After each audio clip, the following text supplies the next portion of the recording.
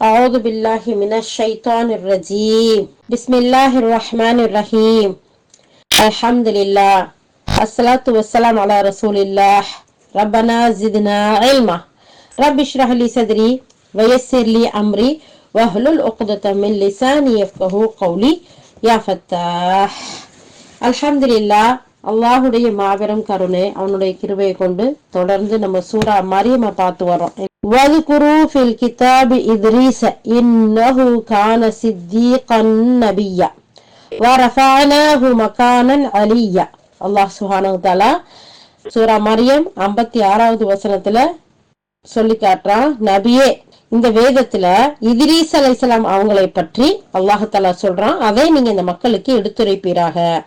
நிச்சயமாக அவர் வாய்மையாளராகவும் நபியாகவும் இருந்தார். அடுத்த வசனம், மேலும் அவரை நாம் மேலான இடத்திற்கு உயர்த்தினோம் அப்படின்னு சொல்லி அல்லாஹ் சுப்ஹானஹு வ தஆலா சொல்றான். அப்போ உயர்ந்தோனாகிய அல்லாஹ் சுப்ஹானஹு வ தஆலா இத்ரீஸ் அலைஹிஸ்ஸலாம் அவர்களுடைய புகழை பத்தி இந்த இடத்துல சொல்லி காட்டுறான்.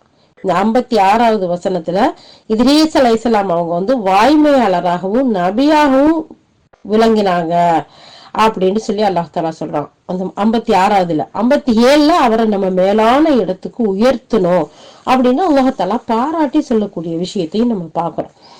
இப்போ இறைத்தூதர் இத்ரீஸ் அலைஹிஸ்ஸலாம் இருக்காங்கல்ல, இவங்க யாரு, எந்த காலத்தை சேர்ந்தவங்க அப்படிங்கிறது தொடர்பா பார்த்தோம்னா வரலாற்று ஆசிரியர்களுக்கு இடையில கருத்து வேறுபாடு வருது. ஒவ்வொருத்தரும் ஒரு சில கருத்துக்களை சொல்றாங்க. அதுலயே பெரும்பாலான அறிஞர்களின் கருத்து எப்படி இருக்குன்னா, இத்ரீஸ் அலைஹிஸ்ஸலாம் அவங்க ஆதி மனிதர் ஆதம் அலைஹிஸ்ஸலாம் இருக்காங்கல்ல, அவங்களது 6வது தலைமுறையில வரக்கூடியவங்களா இருக்கிறாங்க அப்படிங்கறது சொல்றாங்க. விவிலியம் பழைய ஏற்பாடு இருக்குல்ல, அதுல அவருடைய பேரை பத்தி சொல்றாங்க, அக்னூக் அப்படின்னு ஏனோக் அப்படின்னு அழைக்கப்படுது.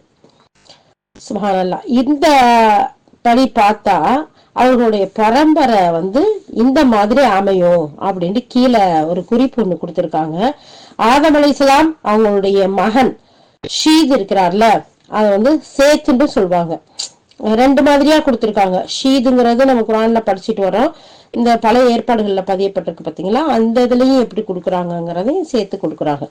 ஆதம் அலைஹிஸ்ஸலாம் அவங்களுடைய மகன் ஷீத் அப்படின்னு சொல்லக்கூடிய சேத், அவருடைய மகன் யானிஷ் ஏனோஸ் சொல்லுவாங்க, அவருடைய புதல்வர் கைனான், அவருடைய புதல்வர் மஹ்லாயி, அவருடைய புதல்வர் யார்த், அவருடைய புதல்வர் இந்த அக்னூக் ஏனோக்னு சொல்லக்கூடிய இந்த ஏனோக் தான் நபி இத்ரீஸ் அலைஹிஸ்ஸலாம் அவங்களா இருக்கிறாங்கன்னு சொல்லிட்டு இந்த அறிஞர்கள், அதாவது அதிகப்படியான அறிஞர்கள் இந்த கருத்தை தெரியப்படுத்துறாங்க.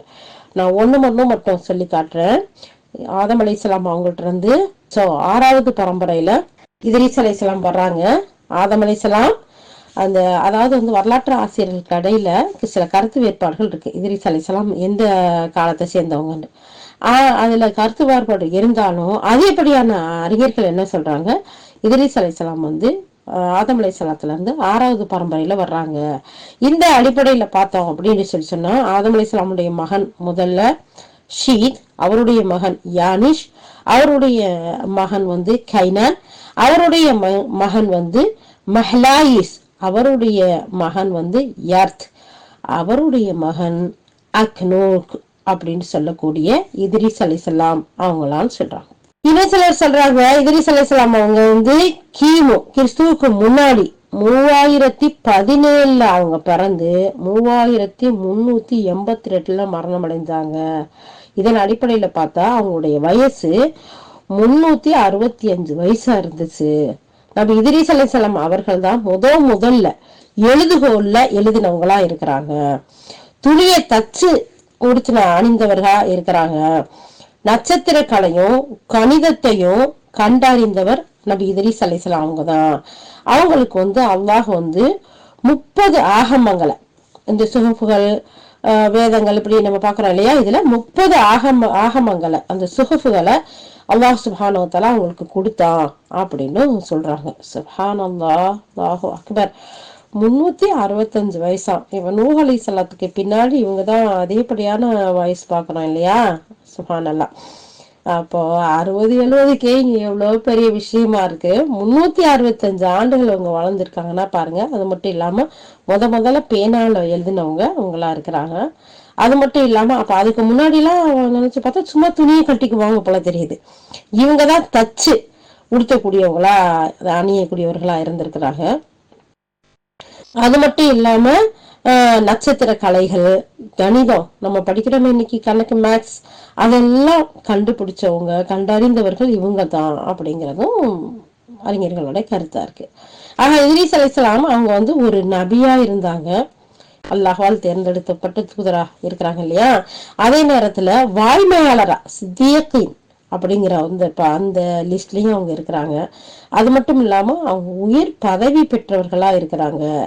நபி ஸல்லல்லாஹு அலைஹி வஸல்லம் அவங்க இருக்கிறாங்கல்ல, அவங்க வந்து மிஹ்ராஜ் பயணத்துக்கு போனாங்கல்ல, அங்க 4வது வானத்துல நபி இத்ரீஸ் அலைஹிஸ்ஸலாம் அவங்கள பார்த்தாங்க அப்படிங்கிறது உறுதி வாய்ந்த ஒரு தகவலா இருக்கு. இந்த நான் சொன்ன எல்லா செய்திகளும் தப்சீர் அல் குர்துபி, தப்சீர் அல் மாஜிதில பதியப்பட்டிருக்குன்னு இந்த இடத்துல இமாம் இப்னு கஸீர் ரஹ்மத்துல்லாஹ் நமக்கு கொடுக்குறாங்க. அல்லாஹு அக்பர். அப்ப அல்லாஹ் தாலா சூரா மரியம் 19வது அத்தியாயம் அதுல 56வது வசனத்துல சொல்றான், நபியே இந்த வேதத்துல இத்ரீஸ் அலைஹிஸ்ஸலாத்தை பத்தி சொல்றோம், அதை மக்களுக்கு நீங்க எடுத்து சொல்லுங்க. நிச்சயமா ஒரு வாய்மையானவராகவும் நபியாவும் இருந்தாரு, உண்மையாளரா இருந்தாரு, அதோட அல்லாஹுடைய தூதரா இருந்தாரு, நபியா இருந்தாரு. அவரை நம்ம மேலான இடத்துக்கு நம்ம உயர்த்தணும் அப்படின்னு சொல்லக்கூடிய இந்த இடத்துல இத்ரீஸ் அலைஹிஸ்ஸலாம் யாரு, எந்த காலத்தை சேர்ந்தவங்கன்னு சொல்லையிலதான் ஆதம் அலைஹிஸ்ஸலாத்துல இருந்து 6வது தலைமுறையை சேர்ந்தவங்களா இருக்கிறாங்க. அவங்க 365 ஆண்டு வாழ்ந்தாங்க. அவங்க வந்து முதல்ல துணியை தச்சு உடுத்தினவங்களா இருக்கிறாங்க, எழுதுகோள்ல எழுதினவங்களா இருக்காங்க, அதாவது இந்த நட்சத்திர கலையை படிச்சவங்களா இருக்காங்க, கணிதத்தை கண்டறிந்தவர்களா இருக்கிறாங்க. அது மட்டும் இல்லாம அல்லாஹ் சுப்ஹானஹு வ தஆலா இவங்களுக்கு 30 சுஹுஃபுகள் ஆகமங்களை அல்லாஹ் தஆலா கொடுத்தான் அப்படின்னு சொல்லிட்டு அவங்களுடைய உண்மைத்தன்மையும் அவங்களுடைய இறைத்தூது செய்தியையும் அல்லாஹ் தஆலா அவங்கள வந்து உயர்ந்த இடத்துக்கு உயர்த்தினா அப்படிங்கிற ஒரு புகழையும் அல்லாஹ் சுப்ஹானஹு வ தஆலா இதன் மூலம் நமக்கு தெரியப்படுத்துறான். அதுக்கு அடுத்து அல்லாஹ்வுடைய தூதர் ஸல்லல்லாஹு அலைஹி வஸல்லம் சொல்றாங்க, தனது இரவு பயணத்தை, அதாவது மெஹராஜ் பயணத்துல இருக்கும்போது 4வது வானத்துல இருந்த இத்ரீஸ் அலைஹிஸ்ஸலாம் அவங்கள கடந்து போனாங்க அப்படிங்கிற ஒரு ஹதீஸையும் இந்த இடத்துல நமக்கு கொடுக்குறாங்க. இந்த ஹதீஸை சொல்லக்கூடியவருங்க மாலிக் பின் சஅஸா ரலியல்லாஹு அவங்க சஹீஹுல் புகாரில ஹதீஸ் நம்பர் 3207, 3887, சஹீஹுல் முஸ்லிம்ல 264வது ஹதீஸாவும் இருக்கு. இந்த ஹதீஸ் நம்பர்கள் எல்லாம் நம்ம போய் பார்த்தா 4வது வானத்துல இத்ரீஸ் அலைஹிஸ்ஸலாத்தை நபி ஸல்லல்லாஹு அலைஹி வஸல்லம் அவங்க பார்த்த செய்தியை நம்ம பார்க்கலாம். மேலும் இப்னு அப்பாஸ் ரலியல்லாஹு அவங்க சொல்றாங்க, இத்ரீஸ் அலைஹிஸ்ஸலாம் இருக்காங்கல்ல, அவங்க வந்து தையல் கலைஞரா இருந்தாங்க. ஒவ்வொரு முறை துணியில அந்த ஊசி இருக்குல்ல, அந்த ஊசி நுழையும் போது அதை கோர்க்கும் போது சுப்ஹானல்லாஹ், அல்லாஹ் தூய்மையானவன் என்று சொல்லாம இருக்க மாட்டாங்க. அவங்கள விட சிறப்பான நல்லறங்கள் செய்த யார் இந்த பூமியில இருக்கல அப்படின்னு சொல்றாங்க. அல்ஹம்துலில்லாஹ். இந்த இடத்துல இப்னு அப்பாஸ் ரலியல்லாஹு சொல்லி காட்டுறாங்க, இத்ரீஸ் அலைஹிஸ்ஸலாம் தையல் கலையில சிறந்து விளங்கிய ஒரு மிகப்பெரிய கலைஞரா இருந்தாங்க. அவங்க ஒவ்வொரு துணியிலையும் ஊசி நூல் கோர்க்கும் போது, தைக்கும் போது அல்லாஹ்வை புகழக்கூடியவர்களா சுப்ஹானல்லாஹ்ன்னு சொல்லாம அவங்க செஞ்சதே இல்லை அப்படிங்கிற மாதிரி சொல்றாங்க. அது மட்டும் இல்ல, அவர்களை விட சிறப்பா நல்லறங்கள் செஞ்சவங்க இந்த பூமியில இருக்கல அப்படின்னு சொல்றாங்க. அதுக்கடுத்து பாருங்க, மேலும் அவரை நம்ம மேலான இடத்துக்கு உயர்த்தணும் அப்படின்ட்டு அல்லாஹ் சுப்ஹானஹு வ தஆலா சொல்றாங்க பாருங்க 57வது வசனத்துல. இதுக்கு வந்து விளக்கம் சொல்லையில முஜாஹித் ரஹ்மத்துல்லாஹ் சொல்றாங்க, நபி ஈசா அலைஹிஸ்ஸலாம் அவங்களோட உயிரோட வானத்துக்கு உயர்த்தப்பட்டது மாதிரி இத்ரீஸ் அலைஹிஸ்ஸலாம் அவங்களும் உயர்த்தப்பட்டாங்க, அவர்கள் இன்னும் இறக்கவில்லை அப்படின்னு சொல்றாங்க. இந்த வசனத்தை சொல்லும் போது மேலான இடம் அப்படிங்கிறத வந்து 4வது வானத்தை சொல்லக்கூடியதா இருக்கு அப்படிங்கிறத முஜாஹித் ரஹ்மத்துல்லாஹ் இன்னொரு அறிவிப்புல சொல்லி காட்டுறாங்க. அப்போ இந்த இடத்துல முஜாஹித் ரஹ்மத்துல்லாஹ் சொல்றாங்க, ஈசா அலைஹிஸ்ஸலாத்தை உயர்த்தின மாதிரி அல்லாஹ் இத்ரீஸ் அலைஹிஸ்ஸலாத்தையும் நம்ம உயர்த்திருக்கான், அவங்க வந்து இன்னும் மூத்தாகல அப்படிங்கிற செய்தியை சொல்ற மாதிரியும் அவங்க 4வது வானத்துல அவங்க இருக்கிறாங்க அப்படிங்கிற இன்னொரு அறிவிப்புலையும் சொல்லி காட்டுறாங்க. அல்லாஹ் அறிந்தவன். இந்த இடத்துல நான் வந்து என்னுடைய சுய விருப்பத்துக்கு எந்த ஒன்னையும் சொல்லவே இல்லை, ஒவ்வொன்றும் இமாம் இப்னு கஸீர் ரஹ்மத்துல்லாஹ் இந்த வசனங்களுக்கு கொடுத்த விஷயங்களை தான் சொல்லி காட்டுறேன். அடுத்து ஹசன் பஸ்ரி ரஹ்மத்துல்லாஹ் சொல்றாங்க, அது மாதிரியான மற்ற அறிஞர்கள் சொல்றாங்க அவரை சொர்க்கத்துல அல்லாஹ் உயர்த்தினோம் அப்படிங்கறதான் இந்த இடத்துல நமக்கு விளக்கமா சொல்றான் அப்படிங்கிறாங்க. இது தப்சீர் தபரில சொல்றாங்க, மேலான இடத்திற்கு நம்ம அவரை உயர்த்தினோம்னு 57வது வசனத்துல அல்லாஹாலா நபி இதீஸ் அலைஹிஸ்ஸலாம் அவங்கள பத்தி சொல்லி காட்டுறான். இதனுடைய பொருள் அப்படி என்ன அப்படின்னு சொல்லி பார்த்தா, மேலான இடங்கிறது வந்து வானத்தை குறிக்கும். உயர்த்துதல் அப்படிங்கிறது உயிரோட வானத்துக்கு எடுத்துக்கொண்டது, அதைத்தான் சொல்லி காட்டக்கூடியதா இருக்கு. எனவே ஈசா அவர்களை போன்ற இத்ரீஸ் அலைஹிஸ்ஸலாமும் வானத்துல இருக்கிறாங்கன்னு சிலர் கூறுறாங்க. இன்னும் வேறு சிலர் என்ன சொல்றாங்கன்னா, உயர்த்தப்பட்டது என்ற பார்க்கையில இத்ரீஸ் அலைஹிஸ்ஸலாம் அவங்களுடைய உயிர் கைப்பற்றப்பட்டுருச்சு அந்த உயர்த்தப்படும் போது அப்படின்னு சொல்லி சொல்றாங்க. இன்னும் வேறு சில கதைகளும் இந்த இத்ரீஸ் அலைஹிஸ்ஸலாம் விஷயத்துல இருக்கு. இன்னும் விவிலியம் பழைய ஏற்பாட்டுல சொல்லப்பட்டிருக்கு, அந்த ஏனோக்கு இருக்கிறாங்கல்ல இத்ரீஸ், அவர் வந்து தேவனோட அந்த அதாவது வந்து சஞ்சரித்து கொண்டிருக்கிற போய்கிட்டு இருக்கையில காணாம போயிட்டாரு, தேவன் அவரை எடுத்துக்கொண்டாரு அப்படின்ட்டு ஆதி ஆகம்பம் பாகம் 5:24 பாட்டுல இது இருக்கு அப்படிங்கிறதாவும் சொல்லி காட்டுறாங்க. அது மட்டும் இல்ல, இதை அடிப்படையா கொண்டு புனையப்பட்ட இஸ்ராயலோடைய கதைகளும் மேல சொன்ன எல்லாம் கதைகளாவும் இருக்குங்கிற தகவலும் இருக்கு. ஆனா இத்ரீஸ் அலைஹிஸ்ஸலாம் அவங்கள பத்தி குரானிலோ ஆதாரபூர்வமான ஹதீஸிலோ இத்ரீஸ் அலைஹிஸ்ஸலாம் அவங்க வந்து உயிரோட வானத்துக்கு உயர்த்தப்பட்டாங்க அப்படிங்கிறதுக்கு எந்த சான்றும் கிடையாது அப்படிங்கிறது இப்னு கசீர் ரஹ்மத்துல்லாஹி அவங்க உள்பட்ட மற்ற அறிஞர்களுடைய கருத்தா இருக்கு. அப்ப அவங்க உயர்த்திட்டாங்க, அவங்க மௌத்தாகாம இருக்காங்க, ஈசா அலைஹிஸ்ஸலாம் கூட இருக்கிறாங்க அவங்கள மாதிரியே அப்படிங்கிறதெல்லாம் ஆதாரபூர்வமா குரானோ ஹதீஸோ சொல்லல, இஸ்ராயலர்களோட கதைகளா இருக்கு. இத அல்லாஹ் அறிந்தவனா இருக்கான். ஆனா இப்னு கசீர் ரஹ்மத்துல்லாஹி மற்ற அறிஞர்கள் என்ன சொல்றாங்க, இது சம்பந்தமா இத்ரீஸ் அலைஹிஸ்ஸலாம் வானத்துக்கு உயர்த்தப்பட்டாங்க அப்படிங்கிற எந்த ஒரு சான்றுமோ அவங்க உயிரோட இருக்கிறாங்கிறதுக்குமா இல்ல அப்படிங்கிற சொல்றாங்க. மேலான இடம் அப்படிங்கிறத சொல்லும் போது நபித்துவம் வந்து இறை நெருக்கம் என்ற உயர் தகுதியை அது சொல்லக்கூடியதா இருக்கு. இத்ரீஸ் அலைஹிஸ்ஸலாம் அவங்களுக்கு அந்தஸ்தும் உயர்வையும் தகுதி மேம்பாட்டையும் தான் இது சொல்லி காட்டக்கூடியதா இருக்கு. உயிரோட உடலை வந்து எடுத்துக்கொள்வதை இது சொல்லாது. அது மட்டும் இல்ல, அதுதான் ஆய்வாளர்களுடைய கருத்தா இருக்கு. மற்ற நபிமார்கள் அவரவர் வானத்துல சந்திச்சது மாதிரியே இத்ரீஸ் அலைஹிஸ்ஸலாம் அவங்களையும் அல்லாஹுடைய தூதர் நம்முடைய நபி ஸல்லல்லாஹு அலைஹி வஸல்லம் அவங்க வந்து பார்த்துட்டு வந்தாங்க, அந்த விண்வெளி பயணத்துல சந்திச்சாங்க. அவர் உயிரோட உயர்த்தப்பட்டிருப்பதற்கும் இதுக்கும் எந்த ஒரு தொடர்பும் இல்லை அப்படிங்கிறதையும் இந்த இடத்துல சொல்றாங்க. இந்த செய்தியெல்லாம் தப்சீர் மாஜித், தப்சீர் கபீர், அஷ்ஷகா, பைலாவி இதுல எல்லாம் பதியப்பட்டிருக்கு. அப்போ இத்ரீஸ் அலைஹிஸ்ஸலாம் வந்து அவங்களுக்கு அல்லாஹ்தாலா அந்தஸ்தை கொடுத்தான், உயர்வை கொடுத்தான், நபித்துவத்தை கொடுத்தான், உண்மையாளர்களாக்கி கொடுத்தான். சோ இதெல்லாம் அவங்களுக்கு கிடைச்ச உயர்வு. எல்லா நபிமார்களையும் எப்படி சலாஹ் மெஹராஜ் பயணத்துல பார்த்தாங்களோ அதே மாதிரிதான் இத்ரீஸ் அலைஹிஸ்ஸலாத்தையும் பார்த்தாங்க. அப்ப அவங்கள உயிரோட உயர்த்திட்டான், உயிரோட அவங்க வச்சிருக்கான் அப்படிங்கறதெல்லாம் குரான் ஹதீஸோடைய ஆதாரத்துல இல்ல. இது மற்ற சமுதாயம், அதாவது வந்து இஸ்ரேலியர்களுடைய கதைகளா இருக்கு அப்படிங்கறத இங்க பாக்குறோம். ஆக அல்லாஹ் சுப்ஹானஹு வ தஆலா இத்ரீஸ் அலைஹிஸ்ஸலாத்தை பத்தி இங்க சொல்லும் போது அவர் மிகச்சிறந்தவரா இருந்தாரு, அல்லாஹ்வை புகழக்கூடியவரா இருந்தாரு, உண்மையாளரா இருந்தாரு, நபியா இருந்தாரு. நம்ம அவரை மேலான இடத்துல நம்ம உயர்த்தணும் அப்படிங்கிற செய்தியை சொல்றான். அந்த செய்தியை நம்ம நம்பக்கூடியவர்களா இருப்போம் இன்ஷா அல்லாஹ். ஏன்னா இதுதான் நமக்கு குரான்ல அல்லாஹுடைய விஷயத்தை அல்லாஹ் சொல்லி காட்டக்கூடிய தெளிவான விஷயம். அதுக்கடுத்து நம்மளுடைய தூதர் முஹம்மது நபி ஸல்லல்லாஹு அலைஹி வஸல்லம் இரவு பயணத்துல இத்ரீஸ் அலைஹிஸ்ஸலாத்தை 4வது வானத்துல பார்த்தேன் அப்படின்னு சொல்றாங்க. அது உண்மையான விஷயம். அதுக்கு அப்பாற்பட்ட கதைகளை அப்படியே கதைகளாக வைப்போம். அல்லாஹ்வுடைய தூதர் சொல்லியிருக்காங்க, இஸ்ராயலர்கள் சொல்லக்கூடியதை உண்மைப்படுத்தவும் செய்யாதீங்க, பொய்ப்படுத்தவும் செய்யாதீங்க. சோ அந்த வகையில இந்த தகவல்களை எல்லாம் நீங்க சொல்லி இருக்கிறாங்க, அதை நம்ம கடந்து செல்லுவோம் நம்ம தெரிஞ்ச நிலையில. ஆனா அவங்க எவ்வளவு காலம் வாழ்ந்தாங்க, அவங்களுக்கு கொடுத்த சிறப்புகள்லாம் என்ன அப்படிங்கறதெல்லாம் நம்ம பார்த்திருக்கோம். இப்ப இத்ரீஸ் அலைஹிஸ்ஸலாம் என்ன செய்யறாங்க, தையல் கலைஞரா இருந்திருக்கிறாங்க. அவங்க ஒவ்வொரு தடவை அந்த நூலை தைக்கும் போதும் அல்லாஹ்வை புகழக்கூடியவரா சுப்ஹானல்லாஹ்னு சொல்லி அல்லாஹ்வை திக்ர் செய்யக்கூடியவர்களா இருந்தாங்க. இந்த பூமியில அந்த காலத்துல வாழ்ந்த மக்கள்ல சிறந்த மகானா இருந்திருக்கிறாங்க. அது மட்டும் இல்ல, எழுதுகொள்ள முதல்ல எழுதினவர்களாகவும் கணித கலைய நட்சத்திர கலையில கற்றவர்களாகவும் சுகூஃபுல் அல்லாஹால 30 சுகூஃபுல் கொடுக்கப்பட்டவர்களாகவும் இருந்திருக்காங்க. அல்லாஹ் இடத்துல மிகப்பெரிய அந்தஸ்தையும் புகழையும் பெற்ற ஒரு நபியா இருந்திருக்காங்க அப்படிங்கிற ஒரு செய்தி நம்ம இதுல இருந்து தெரிஞ்சுக்கிட்டோம். அல்ஹம்துலில்லாஹ். இவர்கள் எல்லோரும் அல்லாஹ்வின் அருள் பெற்ற நபிமார்கள் ஆவார்கள். யாரு? இதுக்கு முன்னாடி நம்ம தொடர்ந்து ஜக்கரியா அலைஹிஸ்ஸலாத்துல இருந்து பார்த்து வரோம் இல்லையா? இவர்கள் அனைவரும், இவர்கள் எல்லோரும் அல்லாஹ்வின் அருள் பெற்ற நபிமார்கள் ஆவார்கள். ஆதமுடைய வழித்தோன்றர்களிலும் நூஹுடைய கப்பலில் ஏற்றுக்கொண்டவர்களிலும் இப்ராஹிம் இஸ்ராயில் ஆகியோரின் வழித்தோன்றவர்களிலும் நாம் நல்வழி காட்டி தேர்ந்தெடுத்து கொண்டவர்களிலும் உள்ளவர்கள் ஆவார்கள். இவர்களிடம் அளவற்ற அருளாளரின் வசனங்கள் ஓத பெற்றால் அழுதவர்களாக சிறப்பணிந்தவர்களாகவும் வீழ்வார்கள்.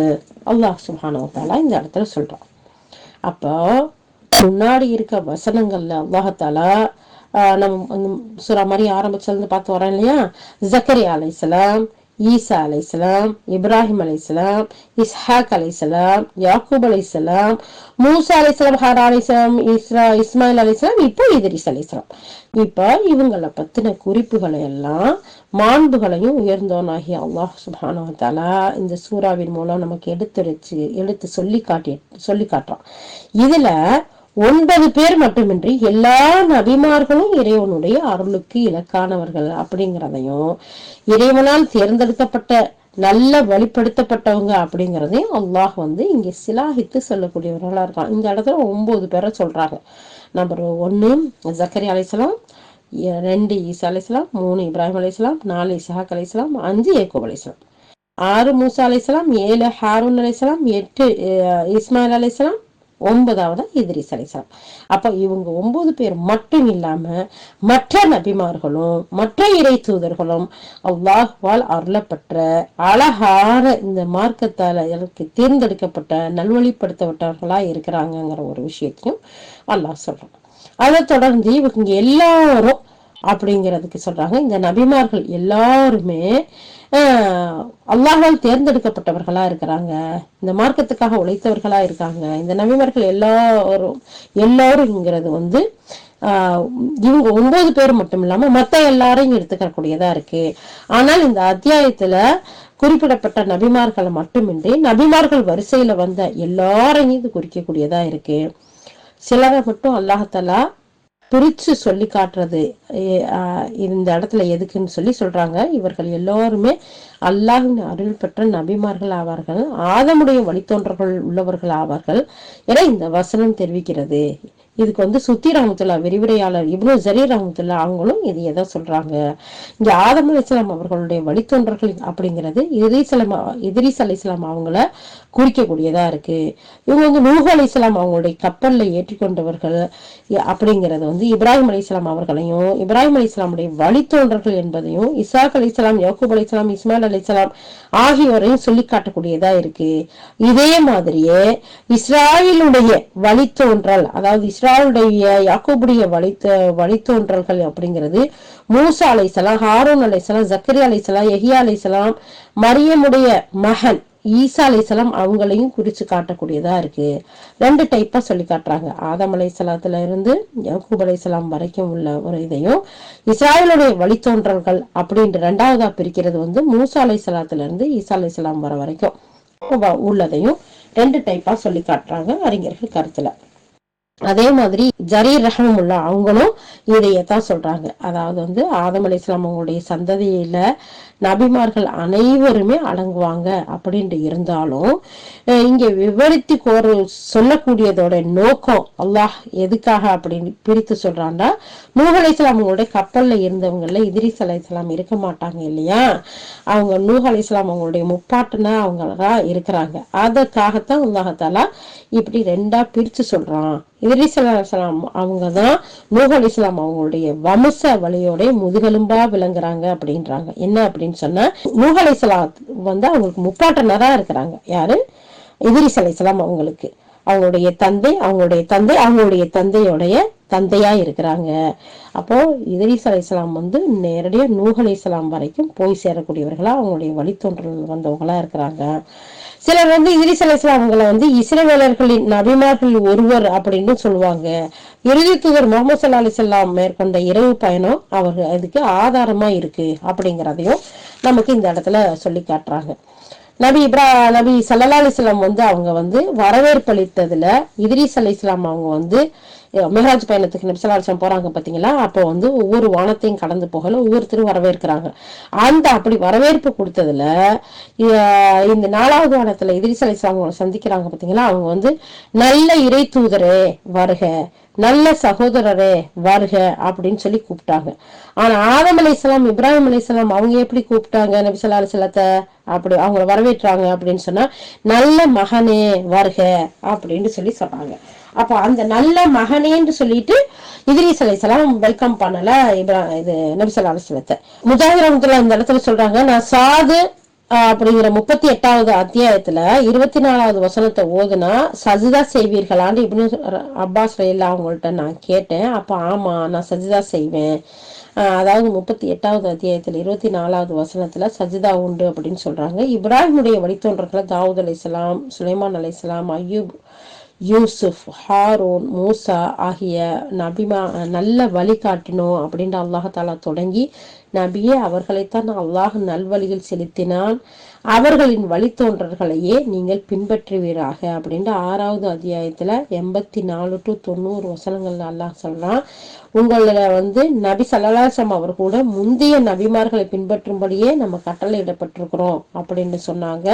மேலும் இப்னு அப்பாஸ் சொல்றாங்க, தாவூத் அலைஹிஸ்ஸலாம் அவங்க இந்த வசனத்துல குறிப்பிட்ட சொல்லி காட்டக்கூடிய இறை தூதர்கள் ஒருவர் அப்படிங்கிறதையும் சொல்லி காட்டுறாங்க. இந்த மாதிரி இந்த வசனங்கள் அடுத்து உயர்ந்த நாயகி அல்லாஹ் சுப்ஹானஹு வ தஆலா சொல்றாங்க, அவங்க அளவற்ற அருளாளின் வசனங்களை ஓதினால் அவர்கள் அழுதவர்களாக சினம் பணிந்தவர்களாக விழுவார்கள் அப்படிங்கிறத இந்த இடத்துல நமக்கு சொல்லி காட்டுறாங்க. அப்ப இந்த வசனங்களை ஓத கேட்டா நம்ம என்ன செய்யணும், சஜிதா செய்யக்கூடியவர்களா இருக்கணும். இது சஜிதாவுடைய வசனமா இருக்குது அப்படிங்கிறத சொல்லி காட்டுறாங்க. அதாவது இந்த இடத்துல ஒரு ஹதீஸை நம்ம கொடுக்குறாங்க. அபூதர் ரலியல்லாஹு சொல்றாங்க, சஹீல் புகாரில நான் 3342வது அந்த ஹதீஸா இந்த பதியப்பட்டிருக்கு. இந்த இடத்துல இத்ரீஸ் அலைஹிஸ்ஸலாத்தை நபி ஸல்லல்லாஹு அலைஹி வஸல்லம் அவங்க இதுல மிஹ்ராஜ்ல சந்திக்கும் போது நான் சகோதரரே, நல்ல சகோதரரே வாங்கன்னு சொல்லி சொன்னாங்க. ஆனா ஆதம் அலைஹிஸ்ஸலாமும் இப்ராஹிம் அலைஹிஸ்ஸலாமும் அவங்கள நல்ல மகனே வாங்கன்னு சொன்னாங்க. ஏன் அப்படின்னு இதுக்கு விளக்கம் சொல்லும் போது சொல்றாங்க, ஆதம் அலைஹிஸ்ஸலாம் நல்ல மகனேன்னு அழைத்தது அவங்கள மனித குலத்தின் தந்தைங்கிற அடிப்படையில நபி ஸல்லல்லாஹு அலைஹி வஸல்லத்தை ஆதம் அலைஹிஸ்ஸலாம் நல்ல மகனே வாங்க அப்படின்னு அவங்கள வெல்கம் பண்ணாங்க. ஆனா இப்ராஹிம் அலைஹிஸ்ஸலாம் அவங்களுடைய மகன் இஸ்மாயில் அலைஹிஸ்ஸலாம் அவங்களுடைய வழித்தோன்றல் வந்தவங்க தான் நபி ஸல்லல்லாஹு அலைஹி வஸல்லம். அதனால இப்ராஹிம் அலைஹிஸ்ஸலாம் நல்ல மகனே வாங்க, தன்னுடைய பேர பிள்ளை வரிசையில வர்றாங்க இல்லையா அப்படின்னு அவங்க அழைத்தாங்க. அதான் அதுக்கு பொருத்தமா இருக்கு. ஆனா இத்ரீஸ் அலைஹிஸ்ஸலாம் அவங்கள நல்ல சகோதரரே வாங்க அப்படின்னு சொல்லி கூப்பிட்டாங்க. மூசா அலைஹிஸ்ஸலாமும் அந்த மாதிரி தான் அழைச்சாங்க அப்படிங்கிறத இந்த இடத்துல சொல்லி காட்டுறாங்க. அப்போ நம்ம இதுல இருந்து என்ன தெரியுது அப்படின்னு சொன்னா, நமக்கு அல்லாஹ் சுப்ஹானஹு வ தஆலா 2 டைப்பா இங்க நபிமார்களை சொல்லி காட்டியிருக்கான். ஆதம் அலைஹிஸ்ஸலாத்துல இருந்து மூசா அலைஹிஸ்ஸலாமுக்கு முன்னாடி இருக்கிற வரைக்கும் உள்ள ஒரு நபிமார்களையும், மூசா அலைஹிஸ்ஸலாத்துல இருந்து ஈசா அலைஹிஸ்ஸலாம் அது வரைக்கும் உள்ள ஒரு நபிமார்களையும் இத்ரீஸ் அலைஹிஸ்ஸலாம் அவங்களோட எல்லாம் சொல்லி காமிச்சு இவங்க எல்லாமே அல்லாஹ்வால் அருள் செய்யப்பட்ட நபிமார்களா இருக்கிறாங்க.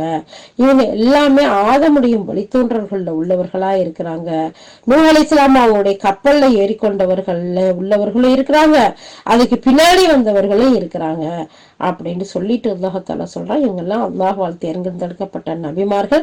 இவங்க கிட்ட அல்லாஹ்வுடைய வசனங்கள் ஓதி காண்பிக்கப்பட்டால் இவர்கள் அழுதவர்களாக சிரம் பணிந்தவர்களாக வீழ்வார்கள். அப்ப இந்த மாதிரியான சஜிதாவுடைய வசனங்களை நம்ம கேட்கும் போது நம்ம சஜிதா செய்யக்கூடியவர்களா இருக்கணும். அதைத்தான் முஜாஹித் ரஹ்மத்துல்லாஹி இந்த இடத்துல சொல்லி காட்டுறாங்க. இப்னு அப்பாஸ் ரலியல்லாஹு சொல்லி காட்டுறாங்க. தாவூத் அலைஹிஸ்ஸலாம் அவங்க இந்த வசனம் கூறப்பட்டா இறைத்தூதர்கள் ஒருவர் தான் அப்படின்னு சொன்னாங்க. அவங்க ஒவ்வொருக்கும் சஜ்தா செய்வாங்க அப்படின்னு சொல்லக்கூடியது சஹீஹுல் புகாரில 3421, 4632, 4806 இதுல எல்லாம் பதியப்பட்டிருக்கு. அது மட்டும் இல்லாம 38வது அத்தியாயத்துல 24வது வசனம் சஜ்தா வசனத்துல உள்ளதுதான் அப்படிங்கறதையும் சொல்லி காட்டுறாங்க. இந்த இடத்துல பாங்க அழுவாங்க அப்படின்னு சொல்றாங்க. அழுதவர்களாகங்கிறதை சொல்றதுக்கு இந்த இடத்துல ஒரு வார்த்தையை பயன்படுத்தி இருக்கிறாங்க. அதோடைய பன்மை தான் இங்க வந்திருக்குன்னு சொல்றாங்க. இந்த வசனத்துல குறிப்பிடப்பட்டுள்ள சான்றோர்களுடைய முன்மாதிரியை பின்பற்றி இந்த வசனங்களை ஓதும் போது அந்த ஓதுதலுக்கான சஜ்தா செய்வது நமக்கு கடமையாக்கப்பட்டிருக்கு, மார்க்கமாக்கப்பட்டிருக்குங்கிறதுல அறிஞர்கள் அனைவரும் ஒருமித்த கருத்து சொல்றாங்க. சுபியான் அஸ்-சௌரி ரஹ்மத்துல்லாஹ் இது சொல்லி காட்டுறாங்க. உமரலில்லா அவங்க மரியம் அத்தியாயத்தை ஓதி சிரவணக்கம் செய்வாங்க. பிறகு இதோ சிரவணக்கம் செய்து விட்டோம், அழுகை எங்கே அப்படின்னு சொல்லி கேட்கக்கூடியவர்களாகவும் இருந்திருக்காங்க. இது தப்சீர் தபரி, தப்சீர் இப்னு அபி ஹாத்தம்ல பதியப்பட்டிருக்கு. அப்ப குர்ஆன் ஓதும்போது சஜ்தாவுடைய வசனங்கள் வரும்போது நம்ம சஜ்தா செய்யக்கூடியவர்களா இருக்கணும். நபிமார்கள் ஒவ்வொருத்தரும் அல்லாஹுடைய வசனங்களை, இந்த மாதிரியான வசனங்களை கேட்கல அழுதவர்களா அவங்க சஜ்தா செய்யக்கூடியவர்களா இருந்திருக்காங்க அப்படிங்கிறத நம்ம பார்க்கிறோம். சுப்ஹானல்லாஹ். அடுத்து அல்லாஹ் சுப்ஹானஹு வ தஆலா 59 60வது வசனத்துல அல்லாஹ் சொல்றான், அவர்களுக்கு பிறகு வேறு தலைமுறையினர் வந்தாங்க. அவர்கள் தொழுகையை பாழாக்கினாங்க, மன விருப்பங்களை பின்பற்றினாங்க. எனவே அவர்கள் விரைவில் இழப்பை சந்திப்பாங்க. ஆயினும் யார் பாவ மன்னிப்பு கோரி இறை நம்பிக்கை கொண்டு நல்லறம் புரிகிறார்களோ அவரை தவிர இப்படிப்பட்டோர் சொர்க்கத்தில் நுழைவார்கள். அவர்கள் சிறிதளவும் அநீதி இழைக்கப்பட மாட்டார்கள். அல்லாஹ் சுப்ஹானஹு வ தஆலா இந்த 59 60 சூரா மரியம்ல சொல்லி காட்டுறான். இப்ப முந்தைய வசனங்கள்ல உயர்ந்தனாகி அல்லாஹ் சுப்ஹானஹு வ தஆலா நற்பேர் அடைந்த ஒரு குழு அவங்கள பத்தி சொல்லி காமிச்சான். நம்ம நபிமார்கள் 9 பேரை தொடர்ந்து பார்த்தோமா, அது அல்லாதவர்களும் அல்லாஹ் அருள் செய்யப்பட்டவங்க அப்படிங்கிறதையும் சொல்லி காமிச்சானா. அவர்கள் நபிமார்களும் அவர்களை பின்பற்றியவர்களும் ஆவாங்க. இறைவனுடைய ஆணைகளையும் சட்ட விதிகளையும் கடைபிடிச்சு இறைவனுடைய கடமைகளை நிறைவேற்றி தடை செய்யப்பட்ட கைவிட்டு வாழ்ந்தவர்களா அவங்க இருக்கிறாங்க. இந்த மனிதர்களை எல்லாம், இந்த மனித புனிதர்களை எல்லாம் நம்ம பார்த்தோம். இதுக்கு அடுத்து வந்த தலைமுறையினரை பத்தி அல்லாஹாலா இங்க சொல்றான். அது அவங்களுக்கு பிறகு வந்த இந்த தலைமுறையவர்கள் அவங்க எப்படிப்பட்டவங்களா இருந்தாங்கன்னா, தொழுகையை பால்படுத்தக்கூடியவர்களா இருந்தாங்க, மன விருப்பங்களை பின்பற்றக்கூடியவர்களா இருந்தாங்க அப்படின்னு 59வது வசனத்துல அல்லாஹ் சொல்லி காட்டுறான். அல்லாஹு அக்பர். அதாவது இந்த நபிமார்களுக்கு பின்னாடி வந்த தலைமுறைகள்ல வந்தவங்கள உலக ஆசைகளையும் அதனுடைய இன்பங்களையும் தேடி செல்லக்கூடியவர்களா இருந்தாங்க. இந்த உலக வாழ்க்கையின் மீது திருப்தி அடைந்து அதை கொண்டே நிம்மதி அடைந்தவர்களா அவங்க இருந்தாங்க. அவங்க விரைவில் மறுமை நாளில் இழப்பை சந்திப்பார்கள் அல்லாஹ் தாலா சொல்றாங்க. அப்போ இதுக்கு முன்னாடி அல்லாஹ் தாலா சொல்லி காமிச்சான். இங்க பாருங்க, இவங்கெல்லாம் அல்லாஹ்வால் தேர்ந்தெடுக்கப்பட்ட, அல்லாஹ்வால் அருள் செய்யப்பட்ட மனிதர்கள்லயே இறை தூதர்களா இருக்கிறாங்க. உங்களுக்கு நற்செய்தி சொல்ல வந்தவர்களா இருக்காங்க. இவங்க அல்லாஹ்வுடைய வசனங்களை கேட்டு அழுதவர்களா சஜ்தா செய்யக்கூடியவர்களா இருப்பாங்க அப்படிங்கறத சொன்ன ரப்பு, அதுக்கு பின்னாடி வந்த வழித்தோன்றர்கள் என்ன செஞ்சாங்க? அவங்க உலக ஆசைகளையும் உலக இன்பங்களையும் தேடி போய் அந்த வாழ்க்கையிலேயே திருப்தி கொண்டவங்களா இருந்துட்டாங்க. இதனால தொழுகையை பாழாக்கிட்டாங்க. இவங்க மறுமை நாள்ல மிகப்பெரிய இழப்பை சந்திப்பாங்க இப்படிங்கிறத அல்லாஹ் சொல்றான். அப்ப தொழுகையை பாழாக்குறது அப்படிங்கிறத சொல்லும் போது விரிவுரையாளர்களுடைய நிறைய கருத்துக்கள் வருது. முஹம்மது பின் காபு சுத்தி ரஹமத்துல்லா இவங்கெல்லாம் சொல்றாங்க, தொழுகை பாழாக்குறதுங்கிறது தொழுகையை முற்றிலுமா கைவிடுவத சொல்லக்கூடியதா இருக்கு. இந்த கருத்தையே இப்னு ஜரீர் ரஹ்மத்துல்லாஹும் தேர்ந்தெடுக்கிறாங்க. தொழுகையை பாழாக்குறங்கிறது ஒரு சிலர் முஸ்லிம்களா இருப்பாங்க, தொழுகவே மாட்டாங்க, அதைத்தான் சொல்லி காட்டுறதுக்கூடியதா இருக்குன்னு சொல்றாங்க. இந்த கருத்தோட அடிப்படையில முற்காலத்துல மற்றும் பிற்காலத்துல உள்ள அறிஞர்கள் என்ன சொல்றாங்க? பிரபலமான தகவல்படி இமாம் அஹ்மது பின் ஹம்பல் ரஹமுல்லா சொல்றாங்க, இத மாதிரியான மற்ற இமாம்களும் சொல்றாங்க, தொழுகை கைவிட்டவன் இறை மறுப்பாளன் ஆவான்கிற கருத்து சொல்றாங்க. அப்ப தொழுகையை கைவிட்டா, தொழுகாம யாரெல்லாம் இருக்கிறாங்களோ அவங்க முஸ்லீமா இருந்தாலும், முஸ்லீம் தாய் தந்தைக்கு பிறந்து இருந்தாலும் அவங்க இறைவனை மறுக்கக்கூடியவங்க, இறை மறுப்பாளர்கள் அப்படிங்கிற கருத்தை தெரியப்படுத்துறாங்க. அல்லாஹ்தான் பாதுகாக்கணும். இந்த தொழுகை விஷயம் எவ்வளவு பெரிய பேர் ஆபத்தை கொடுக்குது, இறை மறுப்பு கொள்கையை கொடுக்குதுங்கிறத பாருங்களேன்.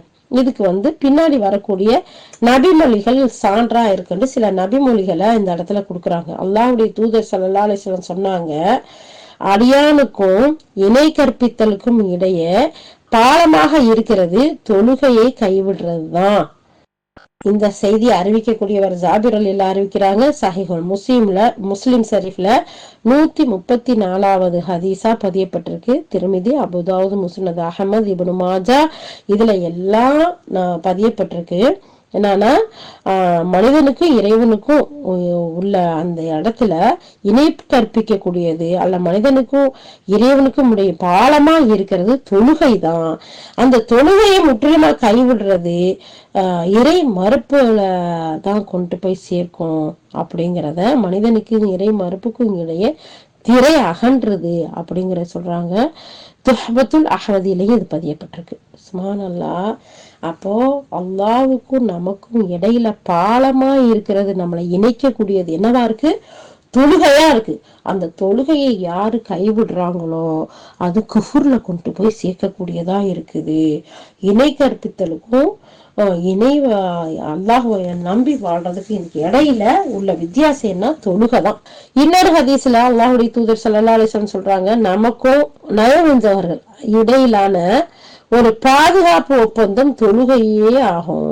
யார் அந்த தொழுகையை கைவிடுகிறாரோ அவர் இறை மறுப்பாளராகி விட்டார் எப்படின்னு சொல்றாங்க. புரைதா ரலியல்லாஹு அறிவிக்கக்கூடிய இந்த ஹதீஸ் திருமிதி, நஸஈ, இப்னு மாஜா, முஸ்னத் அஹ்மதுல பதியப்பட்டிருக்கு. அப்ப பாருங்க, அல்லாஹ்வுடைய ரசூல் இந்த இடத்துல சொல்றாங்க, தொழுகையை கைவிடுறது முனாஃபிக்குகளுடைய தன்மை, நயவஞ்சகத்தன்மை. அவங்களுக்கும் நமக்கும் இடையில இருக்கக்கூடியது இந்த தொழுகை தான். யார் தொழுகையை கைவிட்டாங்களோ அவங்க இறை மறுப்பாளர்களா ஆயிடுறாங்க. அப்ப தொழுகை குறித்து விரிவாக பேசுவதற்கு இது இடம் இல்லை. இருந்தாலும் இந்த இடத்துல அல்லாஹ் சுப்ஹானஹு வ தஆலா சொல்லி காட்டுறான் இல்லையா, தொழுகை அடுத்து வந்த தலைமுறையர்கள் தொழுகையை பாழாக்கிட்டாங்கன்னு. அதனால இந்த 2 ஹதீஸை மட்டும் இந்த இடத்துல கொடுக்குறோம் அப்படின்னு சொல்லிட்டு இப்னு கஸீர் சொல்றாங்க. ஏன்னா தொழுகையை பத்தி எடுத்தோம்னா மணிக்கணக்குல பேசலாம். அவ்வளவு அல்லாஹ் சுப்ஹானஹு வ தஆலா குர்ஆன்லயும் சொல்லியிருக்கான். 80க்கு மேற்பட்ட இடத்துல அல்லாஹ் தஆலா சொல்றாங்க. ஒரு சிலர் இன்னும் எண்ணிக்கையில் அதிக கூடுதல் குறைவு சொல்றாங்க.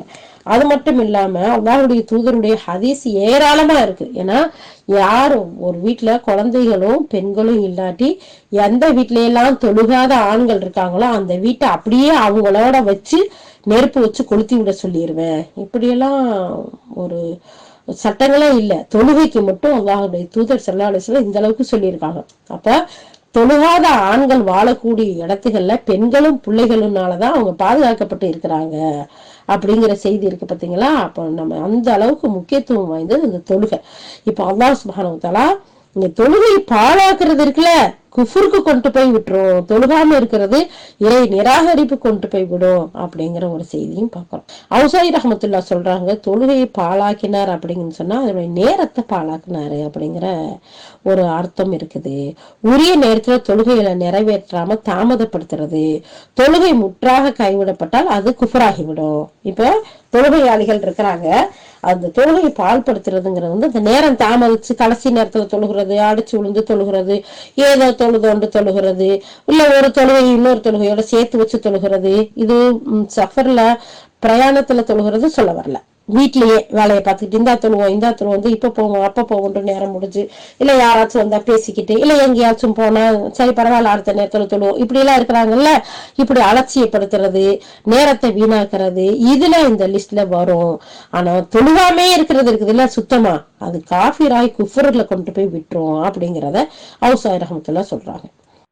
இப்னு மஸ்ஊத் ரலியல்லாஹு சொல்றாங்க, அல்லாஹ் திருக்குர்ஆனில் தொழுகை பற்றி தனது தொழுகையில் கவனமின்றி தொழுவோருக்கு கேடுதான்னு சொல்றான் பாத்தீங்களா. அப்ப தொழுகையில நமக்கு கவனம் இருக்கணும். தொழுகைங்கிறது நேரம் குறிப்பிடப்பட்டதா இருக்கு.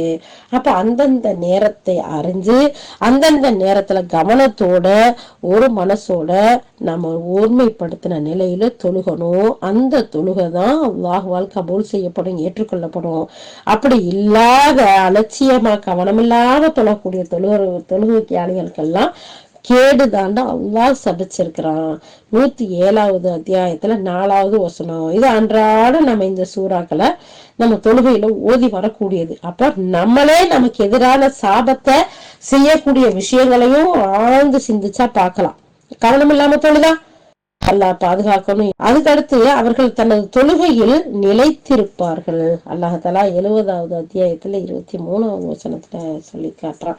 அதாவது தனது தொழுகையில பேணுதலா இருப்பாங்க. 6வது அத்தியாயத்துல 92வது வசனத்துல சொல்லி காட்டுறான். பல இடங்கள்ல அல்லாஹாலா சொல்ல இந்த வசனங்களுடைய பொருள் என்ன அப்படின்னு சொல்லி கேட்டதுக்கு இதுக்கு இப்னு மஸ்ஊத் ரலியல்லாஹு சொல்றாங்க, இவை தொழுகையை உரிய நேரத்துல நிறைவேற்றுவதை சொல்லி காட்டுறதா இருக்கு. அதுக்கு நாங்க இந்த வசனங்களை தொழுகையை கைவிடுவது பற்றி குறிப்பிடப்படுகிறது அப்படின்ட்டு கருதணும் அப்படின்ட்டு கேக்குறாங்க. அதுக்கு இப்னு மஸ்ஊத் ரலியல்லாஹு சொல்றாங்க, தொழுகையை கைவிடுவது குஃப்ர், இறை மறுப்பு அப்படிங்கறத சொல்றாங்க. இது தப்சீர் தபரியில பதியப்பட்டிருக்கு. அப்ப அல்லாஹ் தஆலா கவனம் இல்லாத தொழுகிறவங்களுக்கு கேடுதான்னு சொல்லிட்டு 107வது அத்தியாயத்துல 4வது வசனத்துல சொல்றான். ஆனா தொழுகையில கவனத்தோட இருக்கவங்கள தொழுகையில அவங்க நிலைச்சிருப்பாங்க, அவங்களுடைய தொழுகையில பேணுதலோட இருப்பாங்க. 6வது அத்தியாயம் 92, 70வது அத்தியாயம் 23 இதுல எல்லாம் சொல்றான். அப்ப பார்த்தோம்னா தொழுகையில கவனத்தோட இருக்கவங்கள அல்லாஹ் பாராட்டுறான், தொழுகையில கவனக்குறைவாக இருக்கிறவர்களை அல்லாஹ் சபிக்கிறாங்கிற ஒரு செய்தியும் இந்த இடத்துல எக்ஸ்ட்ரா பார்க்கலாம். அதுக்கு அடுத்து மஸ்ரூக் ரஹ்மத்துல்லாஹ் சொல்றாங்க, ஒருத்தர் ஐவேளை தொழுகையில பேணி வந்தா அவர் அலட்சியப்படுத்துவர்கள் ஒருவரா பதிவு செய்யப்பட மாட்டாரு. தொழுகை காட்டக்கூடிய அலட்சிய போக்குல அழிவுதான் நேரும். தொழுகைகளை உரிய நேரத்துல நிறைவேற்ற தவறுவதுதான் அந்த அலட்சியப்படுத்துவது. அப்ப அதுக்குரிய நேரத்துல கவனத்தோட தொழுகையை நம்ம நிறைவேற்றணும். அப்படி இல்லாத போது அலட்சியப்படுத்த இந்த லிஸ்ட்ல போயிடுவோம். யாழ்லா நீ பாதுகாத்து இந்த ஹதீஸ்கள் எல்லாம் ஒவ்வொன்னையும் பார்க்கும்போது ரொம்ப பயமா இருக்கு. இந்த இடத்துல அவுசாய் ரஹ்மத்துல்லாஹ் சொல்றாங்க, உமர் பின் அப்துல் அசீஸ் அவர்களுக்கு பிறகு வேறு தலைமுறைகள் வந்தாங்க, அவங்க தொழுகையில பாழாக்கினாங்க. இந்த வசனத்தை ஓதினார்கள். பிறகு தொழுகையை பாழாக்குவது என்பது அதை கைவிடுவது ஆகாது, மாறா உரிய நேரத்துல தொழுகாததுதான் பாழாக்குறது, வீணாக்குறது அப்படிங்கிற அந்த லிஸ்ட்ல வருதுன்னு சொல்றாங்க. தப்சீர் இப்னு அபி ஹாத்தம்ல பதியப்பட்டிருக்கு.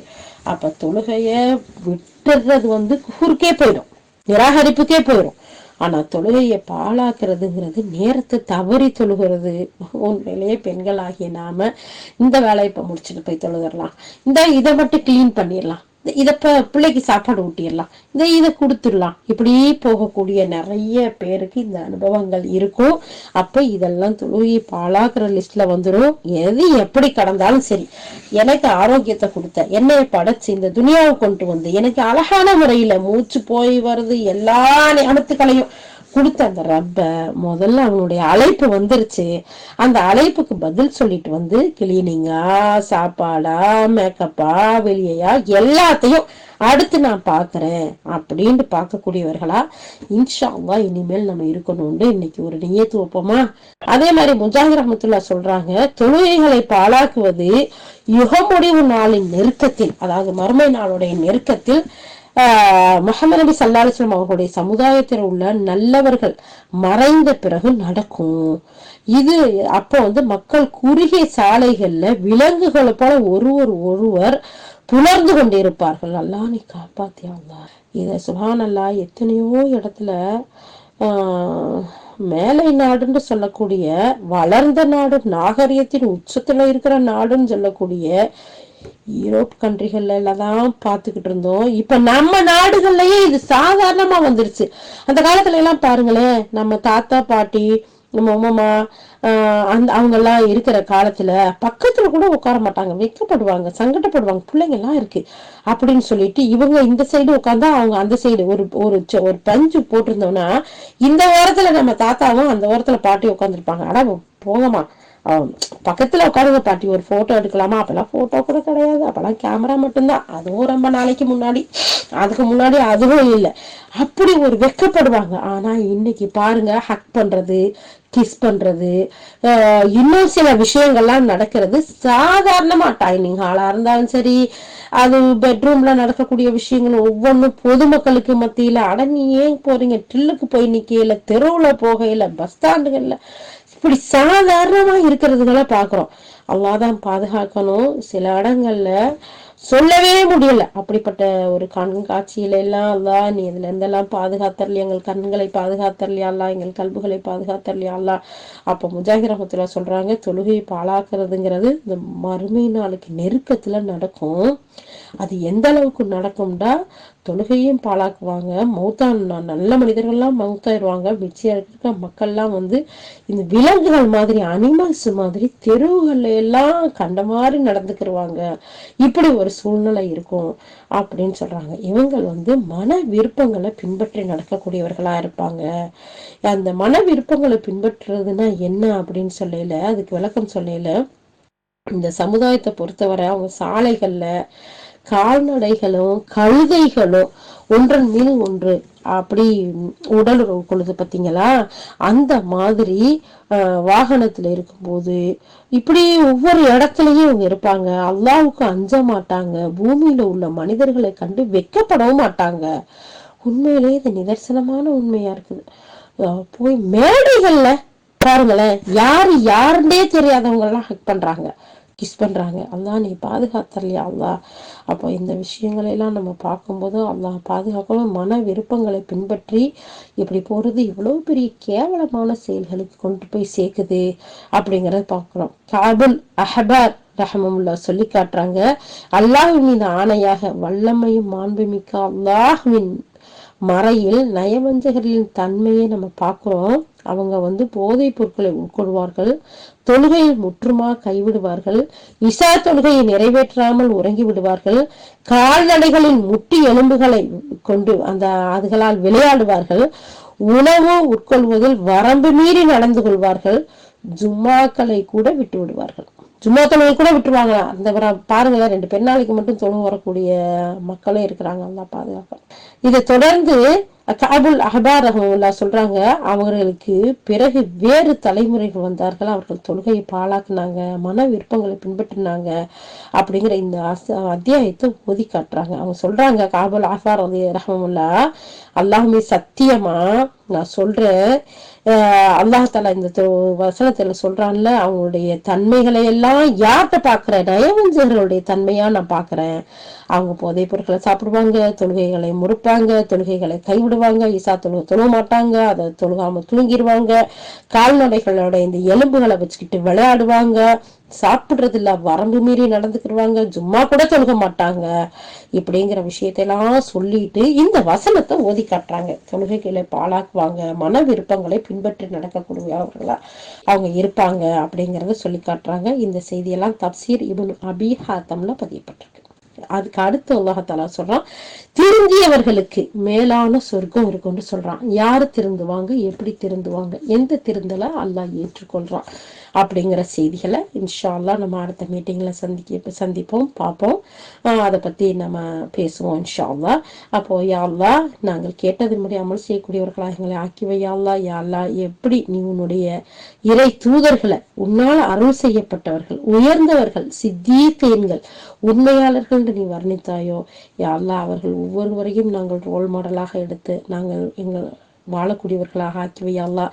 எங்களை சித்தீகீன்களை ஆக்கிவை யா அல்லாஹ். யா அல்லாஹ், எங்களை உண்மையாளர்கள் ஆக்கிவை யா அல்லாஹ். யா அல்லாஹ், உன்னுடைய தொழுகையை நிலைநாட்டக்கூடியவர்கள் ஆக்கிவை யா அல்லாஹ்.